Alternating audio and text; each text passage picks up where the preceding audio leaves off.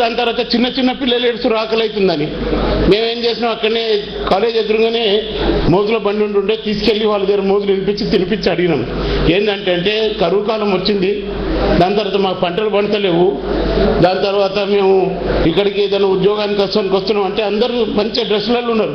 అంటే అందరూ చదువుకున్న వాళ్ళే ఉన్నారు కదా అని మేము ఇంజనీరింగ్ కాలేజ్ స్టూడెంట్ లీడర్స్ అందరం పోయినాం. అంటే BA ML చేసిన వాళ్ళం కూడా ఉన్నాం, ఉద్యోగాలు లేవన్నారు. అనేసరికి మరి ఏం కావాలి మాకంటే తిండికి ఏమన్నా మాకు దానం చేయండి అంటే తలా 50, 20, 10 ఎంత వాళ్ళకి ఇచ్చినాం. ఆ కోటేశ్వరరావు ఏమన్నాడంటే ఈ తెలంగాణ ముండా కొడుకులకు ఎప్పటికీ ఇట్లా బిచ్చమెత్తుకునే అలవాటు అని ఎవరు అతనైతే కాంటెస్ట్ చేస్తాను సిద్ధంగా ఉన్నాడో అనేసరికి వేసి లెంపకాయ కొట్టినా నేను. హనుమంతరెడ్డి అని దాని తర్వాత కాంటెస్ట్ చేస్తుండు. విద్యాసాగర్ రావు ఎవరైతే ఇప్పుడు చీఫ్ ఇంజనీర్గా రిటైర్డ్ అయితే కాంటెస్ట్ చేస్తుండు, నేను కాంటెస్ట్ చేస్తున్నా. దాని తర్వాత సత్యనారాయణరావు కాంటెస్ట్ చేస్తుండు. అయిన తర్వాత మళ్ళీ మేము అన్నాం, దాని తర్వాత మీకు ఉద్యోగాలు ఎందుకు రాలేదంటే మా చెప్పు చేతుల దగ్గర ఉంటేనే ఉద్యోగాలు ఇస్తాం మేము సెక్రటరియట్లో అని వాడు మనలో మాట్లాడాడు. ఈ మాటలు అనేసరికి ఆశ్చర్యపోయినాం మేము. ఆశ్చర్యపోయిన తర్వాత ఇక ఆ రోజు నైట్లో అందరు కూర్చున్న తర్వాత చెప్పకూడని విషయం చెప్తున్నాను. ఈ రోజున ఆ రోజు నైట్లోనే ఎంతమంది అయితే ఆంధ్ర స్టూడెంట్స్ ఇంజనీరింగ్ కాలేజ్ హాస్టల్లో ఉన్నారో ప్రతి ఒక్కరి రూమ్ తగలబెట్టబడ్డది. ప్రతి ఒక్క స్టూడెంట్ రూమ్ తగలబడ్డది. ఫస్ట్ పేపర్లో వచ్చింది ఇది చాలా మంది తెలియదు. ఆడికెళ్ళి ఎడ్యుకేషన్ స్టార్ట్ అయింది. తర్వాత క్యాంపస్ నుంచి 75 మంది మనం పైసలు పెట్టుకొని నాగార్జునసాగర్లో వాళ్ళ నుంచిన వాటినే. దాని తర్వాత ఇక్కడ మన విద్యానగర్ దగ్గర ఇప్పటికి కూడా మన ఆంధ్ర మహావిద్యాలయం ఎదురుగా దాని తర్వాత 2 రూములు తీసుకొని ఉంచేసి మేము ఫైండ్ అవుట్ చేస్తాను పోయినాం. పోతే ఉంది ఇదేమో ఇంత గడ్డు మీద లెఫ్ట్ కెనాల్, అక్కడేమో నీళ్ళు వెళ్ళిపోతున్నాయి, నీళ్ళు మాత్రం వాళ్ళకి పోతున్నాయి.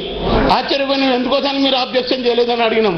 అడిగేటోడు ఎవడున్నాడు అంటే ఎందుకోసారి మీ దృష్టి తీసుకొస్తుందంటే KL రావు అనే వాడెవడైతే సెంట్రల్ గవర్నమెంట్లో మినిస్టర్ ఉండేనో వాడేదైతే డిజైన్ చేసిండో దాని తర్వాత కన్స్ట్రక్షన్ చేసి వాటర్ అంతా మన దగ్గర ఉంచేటట్టు చేసిండు, దాని తర్వాత పారేది మాత్రమైతే డౌన్కి వెళ్ళిపోయేటట్టు చేసిండు.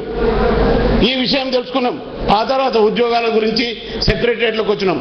అప్పుడు Amos president NGOs Congress NGOs యూనియన్కు, తర్వాత చారి అనే తండ్రి డిప్యూటీ తహసీల్దారు సెక్రటరీ మన జనరల్ సెక్రటరీ ఉన్నారు. వాళ్ళిద్దరిని పిలిపించి అడిగినాం ఏం జరిగింది అని. అయితే మాకు ఇన్ఫర్మేషన్ పూర్తిగా ఇచ్చారు. స్నేహితులారా మీతో ఈరోజు చెప్తున్నా, అందరు పెద్ద పెద్ద కథలు చెప్పుకుంటూ ఉన్నారు లీడర్లు, మేము చేస్తున్నాం అది చేస్తున్నామని. ఆ 69 ఎడ్యుకేషన్కి ఎంబడే 4 రోజులు డిస్కషన్ జరిగింది ఉస్మానియా యూనివర్సిటీ క్యాంపస్లో. ఏడ జరిగిందంటే అదే దాని తర్వాత గ్రౌండ్లో ఇక్కడనైతే దాని తర్వాత గార్డెన్ ఉందో గార్డెన్లోనే కూర్చుండి లైబ్రరీకి ఎదురుగా కూర్చుండి డిస్కషన్ చేసినాం. డిస్కషన్ చేసేసి ప్రతిదీ ఎంక్వైరీ చేసినాం.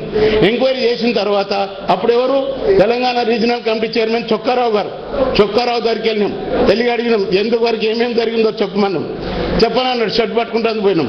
అయితే చొక్కారావు అన్నాడు మీరు ఆవేశం పడితే కుదరదు, దాని తర్వాత నేను డీటెయిల్స్ ఇస్తా. 1956 నుంచి ఫార్మేషన్ అయినప్పటి నుంచి ఏమేమి జరిగిందో తన దగ్గర ఉన్న ఇన్ఫర్మేషన్ మాకు ఫీడ్ చేసిండు. ఎంబడే 10 రోజుల లోపటిని అక్కడి నుంచి మేము దాని తర్వాత ఉస్మానియా యూనివర్సిటీ క్యాంపస్లో ఎలక్షన్స్ అయినాయి. దాంతో వెంకటరామారెడ్డి ఏమో దాని తర్వాత ప్రెసిడెంట్కి ఎలక్ట్ అయింది యూత్ కాంగ్రెస్ లీడర్ అని, పైసలు ఖర్చు పెట్టి లీడరు రెడ్డి అని. తర్వాత మల్లికార్జున ఏమో దాని తర్వాత మెడికల్ కాలేజ్ నుంచి అతను ఎలక్ట్ అయితే ఈయన జనరల్ సెక్రటరీగా ఉస్మానియా యూనివర్సిటీలో ఇప్పుడు ఇంతకాలంలో స్నేహితుడు చెప్పాడు ఎవరైతే ప్రెసిడెంట్గా జనరల్ సెక్రటరీగా ఎన్నికవుతారో వాళ్ళకే ఉస్మానియా యూనివర్సిటీ క్యాంపస్ కాంటాక్ట్ చేస్తాం కానీ ఎగ్జిక్యూటివ్ కమిటీ మెంబర్ ఉంటుంది కానీ రూల్ రెగ్యులేషన్స్ ఉన్నాయి. అటువంటి సమయంలో మేమేం చేసినామంటే సరైన పెడితే వెంకటరామారెడ్డి ఒక్కడు ప్రెసిడెంట్గా ఎలక్ట్ అయ్యిండు, మల్లికార్జున మాత్రం జనరల్ సెక్రటరీగా ఎలక్ట్ చేసినాం. ఎలక్ట్ చేసి దాని తర్వాత తెలంగాణ గురించి మేము మా ఎంబడి రమ్మంటే వెంకటరామారెడ్డి చేయలు లేపేసిండు. అయితే మేము అందరిని వదిలేసేసి దాని తర్వాత మీటింగ్ చేసి ఫస్ట్ కాల్ ఇచ్చినాం. పేపర్లు ఎత్తుకొని చూడండి, లేకపోతే ఎంక్వైరీ చేసి చూడండి. చార్మినార్ నుంచి దాని తర్వాత ఈ లెజిస్లేటివ్ అసెంబ్లీ వరకు ప్రొసెషన్ ఇచ్చినాం. First procession for separate Telangana people for their rights. ఆ ఫస్ట్ ఎడ్యుకేషన్ స్టార్ట్ అయిన తర్వాత క్యాంపస్ నుంచి పోయినాం. భయపడుతూ దాని తర్వాత ఎక్కడి నుంచి చార్మినార్ నుంచి లెజిస్లేటివ్ అసెంబ్లీ దాకా సక్సెస్ అయింది.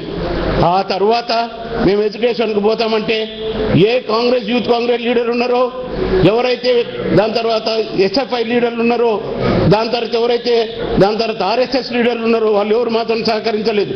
అప్పుడు మేము స్టూడెంట్ యాక్షన్ కమిటీ తయారు చేసినాము. అదే దాంట్లో మల్లికార్జున చైర్మన్ చేసినాం, కమిటీ మెంబర్స్ చేసినాం. చేసిన తర్వాత మళ్ళీ ఏం జరిగిందంటే మళ్ళా దాని తర్వాత ఇది రన్ చేస్తుంటే సదాలక్ష్మి పిలిపించినాం.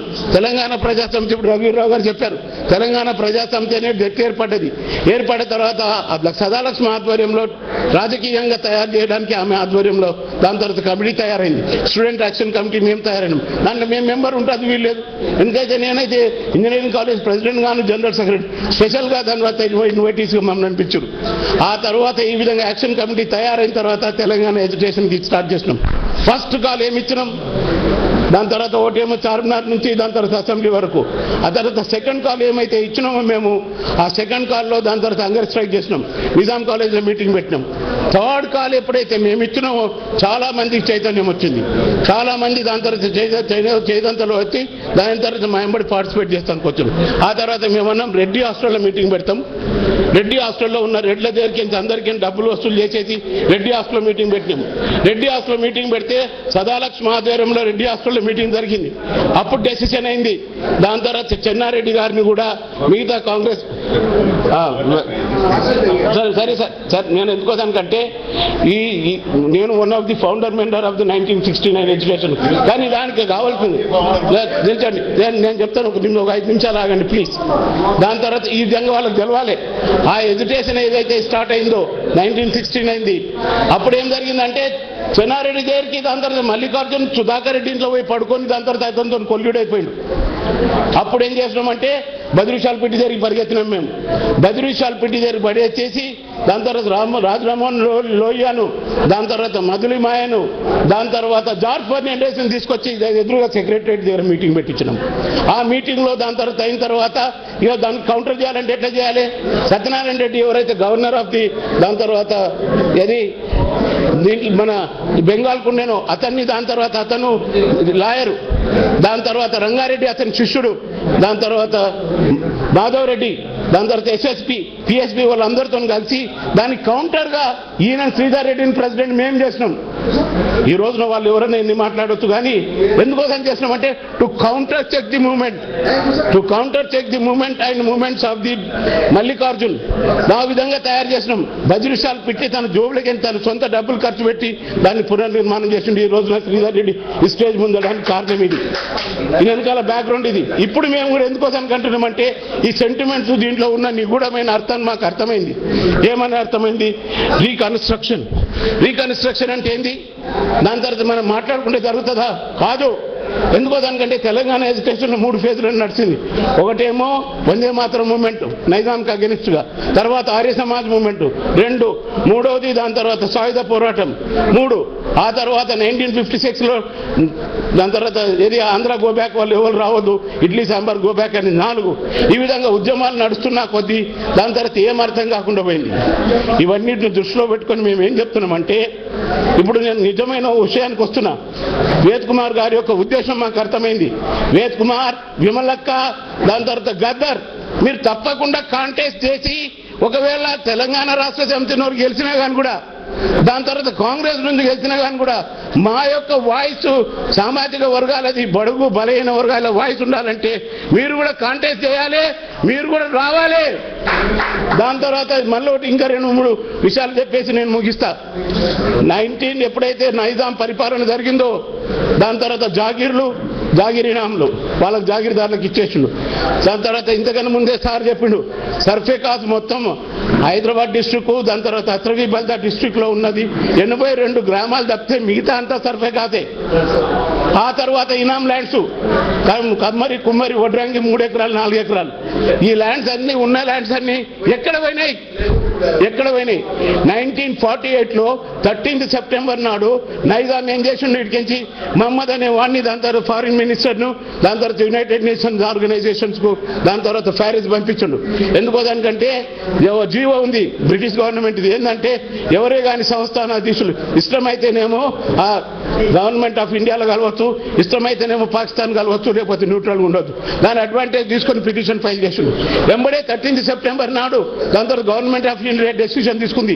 ఇది ఎక్కడో చేతిలోకి ఏం జారిపోతుంది, ఈస్ట్ పాకిస్తాన్ వెస్ట్ పాకిస్తాన్ ఇది సెంట్రల్ పాకిస్తాన్ అవుతుందని. వాళ్ళు ఏం చేశారంటే దానికి ఎంబడే 13th సెప్టెంబర్ నాడు తీసుకొచ్చి 17th నిల్చొని ఇచ్చారు. అదే అయిపోయింది. నేను 2 నిమిషాల్లో కథం చేసేస్తా, అయిపోతుంది. అందుకో దానికి చెప్పేది ఏంటంటే అప్పుడు వచ్చిన భూములను ఇక ప్రోగ్రామ్ చెప్తున్నా. అప్పుడు ఏవైతే భూములు ఉన్నాయో దాన్ని ఏ రికార్డుల ప్రకారంగా 1956 ముందు 54, 55 కాసరా పని ఉంది. ఆ రికార్డుల ప్రకారంగా తీసి ఎవరెవరు దేనికించి అన్యాయానికి లోపడాయో దాని తర్వాత అవన్నిటిని దాని తర్వాత విచారణ చేయాల్సిన అవసరం ఉంది. దీనికోసానికి వేద్ కుమార్ కానీ గద్దర్ కానీ దాంతో సోషలిస్ట్ ప్యాటర్న్ తింటోళ్ళు కాంటెస్ట్ చేసి దీన్ని దాని తర్వాత తెచ్చుకోవాల్సి ఉన్నది ఒకటి. ఇది ఒకటి. దాని తర్వాత రెండోది ఏంటంటే ఇంకోటి భయంకరమైన విషయం మీ దృష్టి తీసుకొస్తున్నాను నేను. ఈ రెండే తీసుకొస్తాను నేను, తర్వాత ఇంకా చాలా ఉన్నాయి, ఎప్పుడైనా పిలిస్తే మేము చెప్తాం. ఇంకోటి ఏంటంటే హైదరాబాద్ ఎన్నైతే కన్స్ట్రక్షన్స్ ఉన్నాయో ప్రతి దగ్గర గల్లీకి 60,000, 70,000 గజం. ఒకవేళ మనోడు బీదోడు కన్స్ట్రక్షన్ చేయాలంటే ఇక్కడ పుట్టుపూర్వత్తుడు వాడు LRS కట్టాలి. ఎంత? మార్కెట్ వాల్యూ మీద 14% కట్టాలి. ఎవడు మనం కట్టుకున్నోడు లేదు. వాళ్ళ లేఅవుట్ అప్రూవల్ ఉన్నాయి. తెలంగాణలో ఉంది, ఎవరి లేఅవుట్ అప్రూవల్ లేవు. ఎవడు ఇల్లు కట్టుకునే పరిస్థితులు లేడు. 14,000 దాని తర్వాత 14% కట్టాలంటే ఈ LRS తోని దాంతో సర్వనాశనం అయిపోయినారు. కాబట్టి భూములు ఇవి. దాని తర్వాత నీళ్ళ కోసానికి నేను ఇంజనీర్ కాబట్టి బేసికల్గా gold medalist from Osmania university 1974లో first class with distinction pass అయినా. ఏం చెప్తున్నానంటే ఏదైతే ఒక్కటే ఉంది, ఈ వాటర్ రిసోర్సెస్ ఏవైతే ఉన్నాయో ఇప్పుడు పోలవరం ప్రాజెక్టు, ఈ వరం ప్రాజెక్టు, తెలంగాణలో ఉన్న ప్రాజెక్టు మనకొద్దు. మనకెక్కడనైతే నీళ్లు నిల్చుండి లిఫ్ట్ ఇరిగేషన్ పద్ధతి లేకుండా ఇంజనీర్స్ అందరు సర్వే చేసి ఆల్రెడీ ఉన్నది విద్యాసాగర్ దగ్గర. ఆ లిఫ్ట్ ప్రకారంగా మనం దాని తర్వాత ప్రాజెక్టులను కొట్టుకోవాల్సిన అవసరం ఉంది. ఆ ప్రాజెక్టులను కడితేనే ఎలక్ట్రిసిటీ సేవ్ అయితే, లేకపోతే 50% ఎలక్ట్రిసిటీ మనం తెచ్చుకోలేము. దాని తర్వాత అది, దాని తర్వాత రెండోది భూములు, దాని తర్వాత ఇల్లు కట్టుకోవడానికి ఇది. ఈ విధంగా ఉండి దాని తర్వాత ఉద్యమాలు చేయాలి. మీ వెంబడి మేము ఉంటాము. సమయానికి పిలవండి. మా యొక్క ఎక్స్పీరియన్స్తో మీకు అందరు చెప్పిస్తాము. దాని తర్వాత మీకు ఒకటి ఇల్లు పని చేసి నేను రాష్ట్ర ఒక మాట చెప్పేసి వెళ్ళిపోతాను. భారత రత్నాలు నా ఆధ్వర్యంలో కలకత్తా మింట్లో తయారైనవి. ఎవరిది? డాక్టర్ అంబేద్కర్ది. నేనే ప్రోటోకాల్ ఆఫీసర్ను. దాని తర్వాత జంషెడ్ టాటాది, దాని తర్వాత నెల్సన్ మండేలాది, దాని తర్వాత సర్దార్ వల్లభాయ్ పటేల్ది, సుభాష్ చంద్రబోస్ నా ఆధ్వర్యంలో తయారు చేసిన ఇంపార్టెంట్ ఆఫీసర్గా. నేను ఎప్పుడు రాజకీయాలకు వచ్చి నాకు స్టేజ్ మీద ఇవ్వండి, ఇది చేయండి. ఎందుకోసానికి వచ్చినా ఇక్కడ సామాజిక న్యాయం కోసానికి పోరాడుతున్నటువంటి వేద్ కుమార్, దాని తర్వాత విమలక్క, దాని తర్వాత గద్దర్, వీళ్ళందరూ ఇండైరెక్ట్ దీని వెనకాల దాగి ఉన్నారు. వాళ్ళందరూ కాంటెస్ట్ చేయాలి. ఈసారి వాళ్ళు కౌంటర్ చేయాల్సిన అవసరం ఉంది. దీనికోసానికి సమాజం స్థాపించడానికి కోసానికి, దాని తర్వాత న్యాయం జరగడానికి పోరాడాల్సిన అవసరం ఉంది. మేమందరం మీ వెంబడి ఉంటాం. దాని తర్వాత ఒకవేళ మీరు కాంటెస్ట్ చేస్తుంటే ఇప్పుడే నేను ముగ్గురికి 20 రూపాయలు నేను ఇన్నే డొనేషన్ ఇస్తా. ఎందుకో దానికంటే ఇప్పుడు చెప్పేది ఉద్దేశం ఏంటంటే వీళ్ళు దాని తర్వాత వాళ్ళు కాంగ్రెస్ తొత్తులే, వీళ్ళు కాంగ్రెస్ తొత్తులే, టీఆర్ఎస్ఏ కానీ కాంగ్రెసే కానీ. దాన్ని కౌంటర్ చేసేందుకు నిజమైన బలమైన సామాజిక వర్గానికి పార్టిసిపేట్ చేసేందుకు పోరాట చేసే వ్యక్తులు తయారుగా ఉండాలి. మీరు కానీ ఎంతమందిని మేము వెంబడి తయారు చేస్తామో అయినంత మటుకు మేము పోరాడతాం. మీరు ఓడిపోయినా కానీ కూడా ఒక వాయిస్ ఉంటుంది. ఎమ్మెల్యేగా కాంటెస్ట్ చేసిర్రు, దాని తర్వాత వీళ్ళ మాట వినాలనేది వస్తుంది. అందుకోసానికి మీ యొక్క లోపటి ఉద్దేశాన్ని మేము అర్థం చేసుకున్నాం. వేద్ కుమార్ గారు, గద్దర్ గారు, విమలక్క గారు. కాబట్టి తప్పకుండా లేచి నిల్చోవాల్సిన అవసరం ఏర్పడ్డది. మేము వెనకాల ఉంటాం. జై తెలంగాణ.